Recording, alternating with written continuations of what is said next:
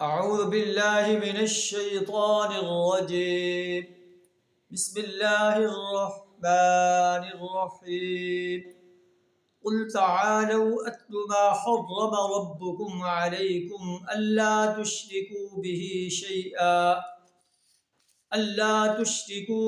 شيئا وبالوالدين إحسانا صدق اللہ العظیم۔ سورہ انعام آیت نمبر 151 کا جز آپ کے سامنے تلاوت کیا ہے، جس کا ترجمہ کچھ اس طرح ہے۔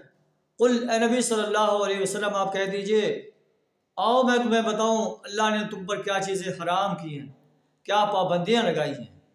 اللہ تشرکوا بہ شیئا، اللہ نے حکم دیا ہے کہ اس کے ساتھ کسی کو شریک نہ ٹھہراؤ، اس کے مقابلے میں کسی کی پرستش نہ کرو، کسی کی بندگی نہ کرو، کسی کو غلامی نہ کرو، کسی کی اطاعت نہ کرو، کسی کی حاکمیت کو تسلیم نہ کرو۔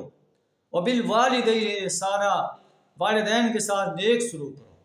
اپنی اولاد کو مفلسی کے ڈر سے قتل نہ کرو، ہم تمہیں بھی رزق دیتے ہیں اور انہیں بھی رزق دیں گے۔ ولا تقربوا الفواحش ما ظهر منها وما بطن، فحش چیزوں کے، بے حیائی کی چیزوں کے قریب نہ جاؤ، خواہ وہ علانیہ ہوں یا چھپی ہوئی ہوں۔ کسی جان کو ناحق قتل نہ کرو، یہ اللہ تمہیں وصیت کر رہا ہے تاکہ تم سمجھ بوجھ سے کام لو، اللہ کے نافرمانی سے بچ جاؤ۔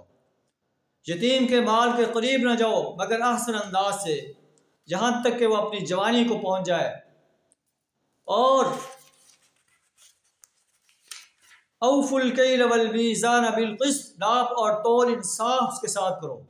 ہم کسی شخص پر اس کی وسعت سے زیادہ ذمہ داری نہیں ڈالتے۔ جب کوئی بات کہو تو عدل کے ساتھ کہو، انصاف کے ساتھ کہو، چاہے اس کی عزت تمہارے قریبی رشتہ دار پر بھی کیوں نہ پڑتی ہو۔ اللہ کے عہد کو پورا کرو، اللہ تمہیں ان باتوں کی نصیحت کر رہا ہے، لعلکم تذکرون، تاکہ تم نصیحت قبول کرو۔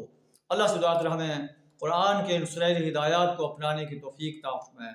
وآخر دعوانا ان الحمد للہ رب العالمین۔